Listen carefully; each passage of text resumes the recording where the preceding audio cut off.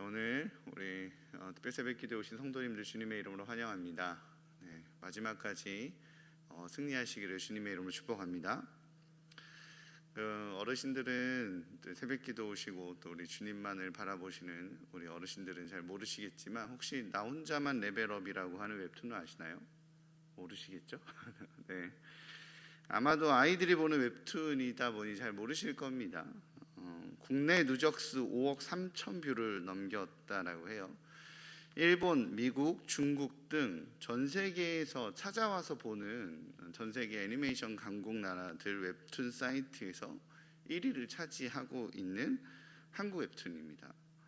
일본의 경우에서는 이 웹툰을 보기 위해 하루에 1억 엔씩 결제되고 있다라고요. 하루에 매 110만 명 정도가 이 웹툰을 보고 있다고 합니다. 웹툰을 넘어서 애니메이션, 영화 등으로 제작해달라는 청원까지 나오고 있는 이 웹툰의 성공은요, 전문가들에 의하면 코로나라고 하는 전 세계적인 재난과 맞닿아 있다라고 평가를 합니다. 본 웹툰의 내용을 조금 설명을 하자면, 어느 날 게이트라고 하는 다른 세계와 연결되는 문이 열리고 이 문에서 괴물들이 쏟아져 나옵니다.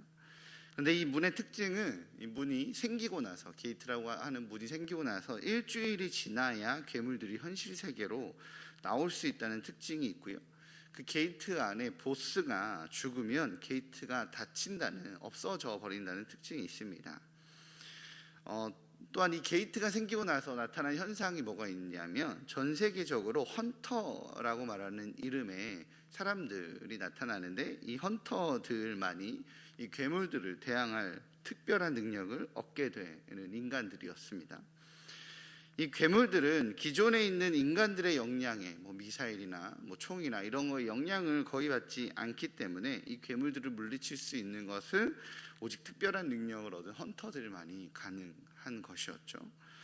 헌터들이 특별한 능력을 생기는 것, 이것을 각성이라고 그 웹툰 안에서는 표현을 하는데요.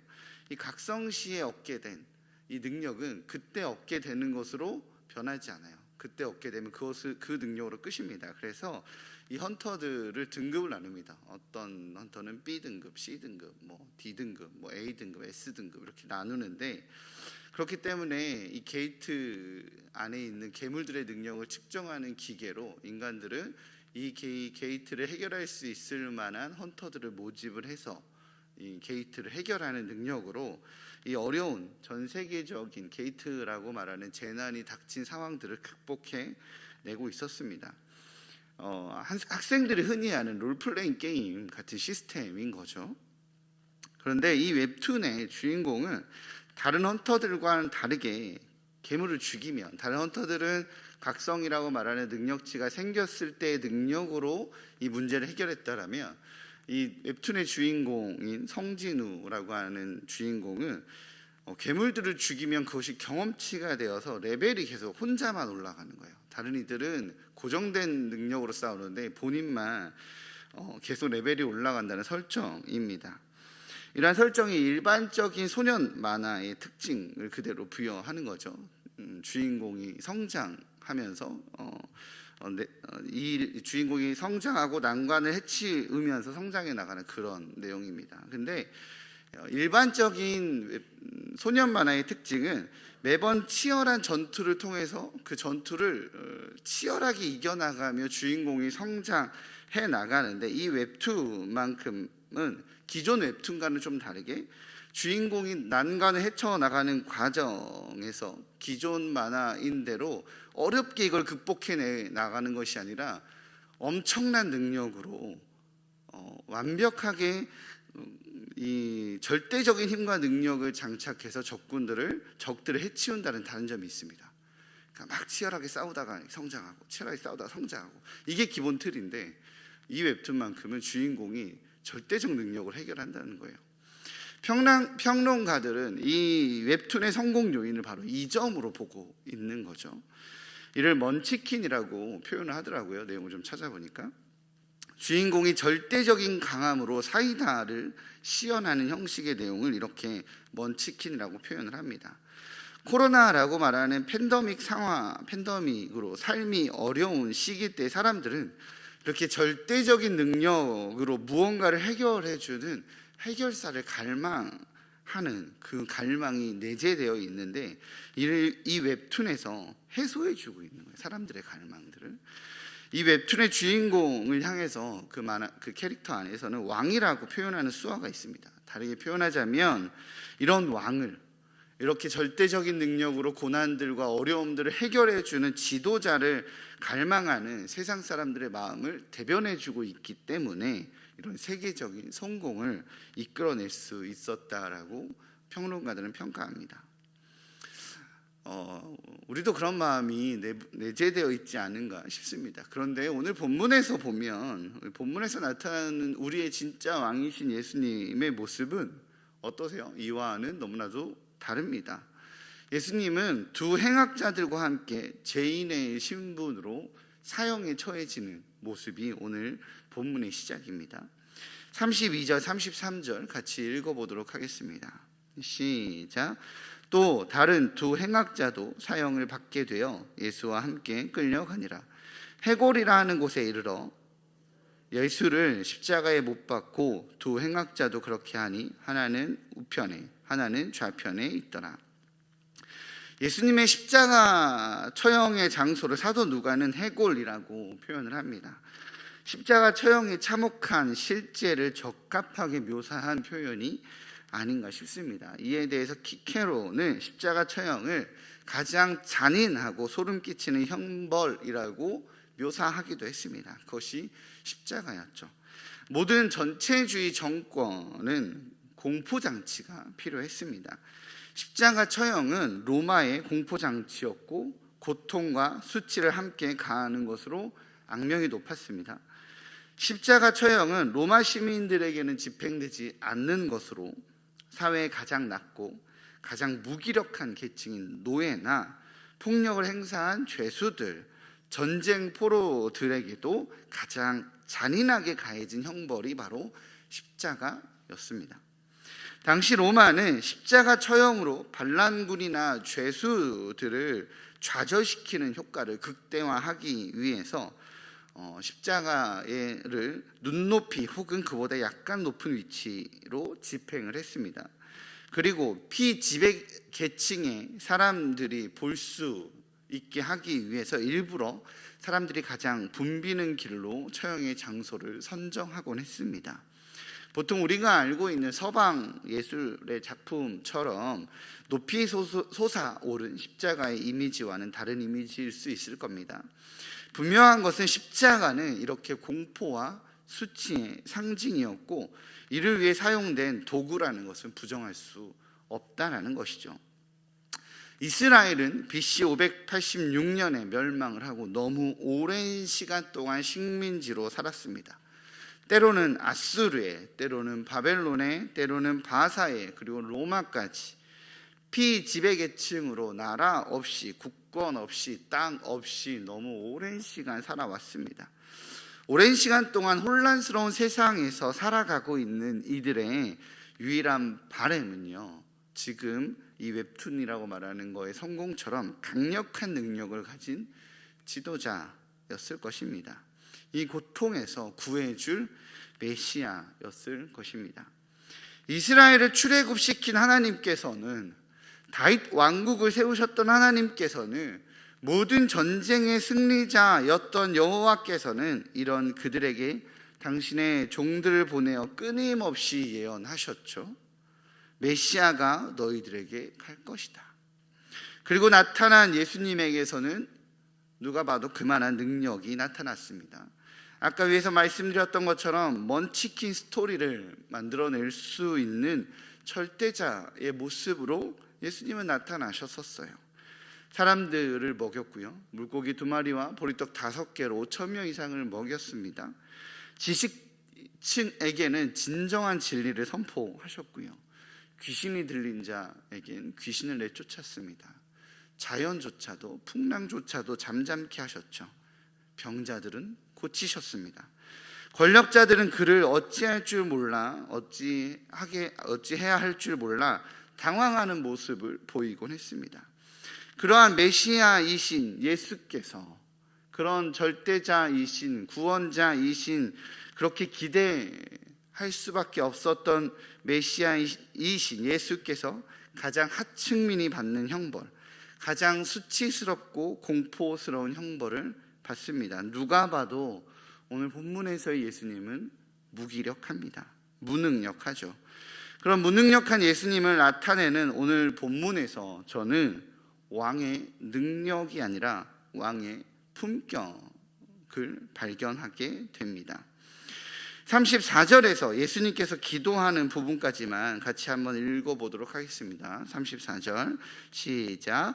이에 예수께서 이르시되 아버지 저들을 사하여 주옵소서 자기들이 하는 것을 알지 못함이니이다 하시더라. 아멘. 오늘 예수님께서는 죽음 앞에서 당신을 죽음의 길로 몰아넣는 이들을 위해 그들의 죄를 무지로 만들어 버립니다. 자기들이 하는 것을 알지 못함이니이다 라고 말입니다. 레위기법과 민수기법에 의하면 부지 중에 행한 죄, 무지로 인해서 벌어진 죄는요 용서를 받습니다. 예수님의 기도는 예수님의 죽음에 대해 직접적으로 혹은 간접적으로 책임이 있는 모든 자들을 모르고 지은 죄, 부지 중에 지은 죄로 만들어 버립니다. 이러한 예수님의 모습을 이사야 53장 12절의 성취를 의미합니다. 그러므로 내가 그에게 존귀한 자와 함께 몫을 받게 하며 강한 자와 함께 탈취한 것을 나누게 하리니 이는 그가 자기 영혼을 버려 사망에 이르게 하며 범죄자 중 하나로 헤아림을 받았음이니라. 그러나 그가 많은 사람의 죄를 담당하며 범죄자를 위하여 기도하였느니라.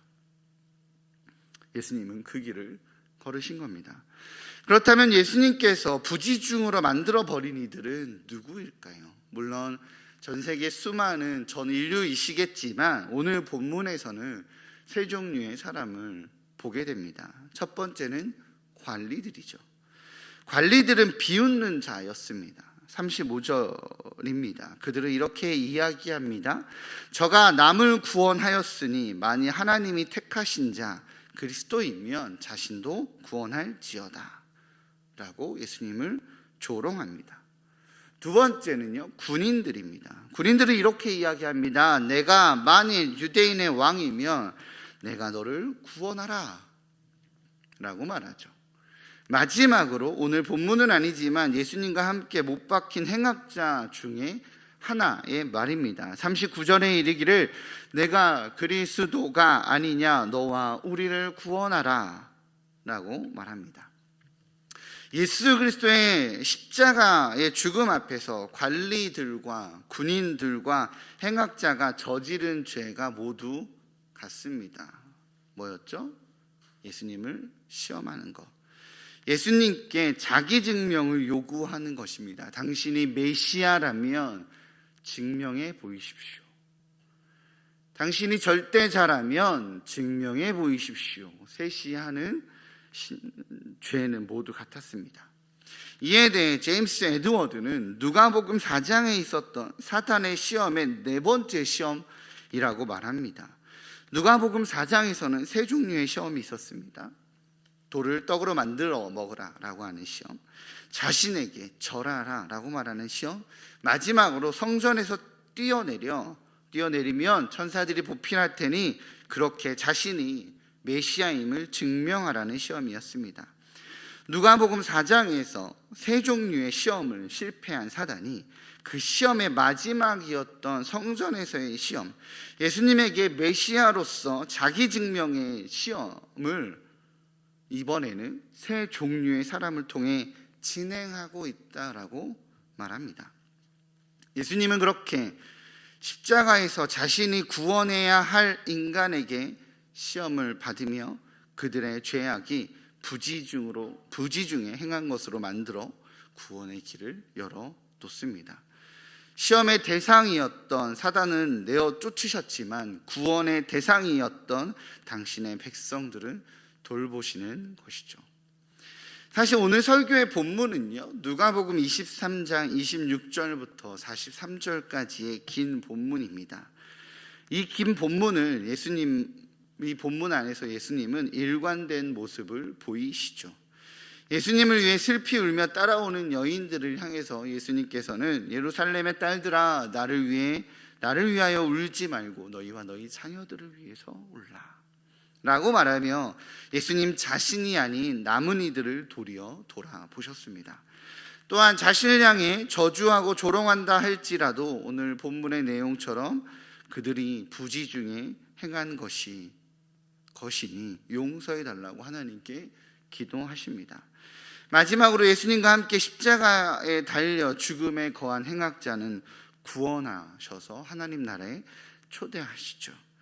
왕이신 예수님께서는 죽음의 길을 걸으시는 내내 주님 당신께서 살리시고자 한 주님의 백성들에게만 관심을 보이시고 그들을 돌보셨습니다. 이러한 예수님의 모습이 바로 왕의 품격인 것입니다. 진정한 유대인의 왕의 모습이자 우리의 왕의 모습이신 거죠. 저는 최근 2주 동안 약 3번의 장례를 치렀습니다. 오늘도 장례의 마지막 일정이 있습니다. 장례를 치르면 늘 드는 생각이 복음만큼 가치 있는 것이 없다라는 확신을 경험하게 됩니다. 모든 이들이 죽음 앞에서 공평해지는 것을 볼 때마다 복음의 가치가 다시 한번 확인되어집니다. 이렇기 때문에 주님께서 그 고통을 감내하시며 십자가를 선택하신 것이구나 라고 확인하게 됩니다. 사랑하는 성도님, 십자가는 왕의 능력과 왕의 품격이 완벽하게 만나는 사건입니다. 지금도 어쩌면 우리는 나의 건강을 회복시켜줄 메시아, 나의 부유함을 채워줄 메시아, 나의 미래를 보장해줄 메시아를 찾고 있는 줄도 모르겠습니다. 그리고 이야기합니다. 나의 요구를, 나의 부르짖음을 들어주셔서 나에게 주님이 메시아이심을 입증해 달라고 말입니다. 오늘 세 종류의 사람처럼, 사단의 세 번째 시험처럼 말입니다. 그러나 그러한 나의 원함이 아닌 나의 필요가 무엇인지 정확하게 아시는 주님께서는 십자가를 선택하셨습니다. 그러하기에 지금 우리는 우리 주님의 침묵 앞에서도 감사할 수 있습니다. 그리고 우리를 그렇게 구원하셨습니다. 오늘은 성금요일입니다. 그리스도의 고난에 참여한다는 것은 그리스도께서 십자가의 고난의 길을 걸으신 이후에 직면하는 것을 의미합니다. 그 깊고 품격 있으신 예수 그리스도의 은혜의 감격에 참여하기에 세상 속 하나님의 백성으로 살아가시는 우리 일산 충신의 귀한 성도님들 되시기를 주님의 이름으로 축복합니다.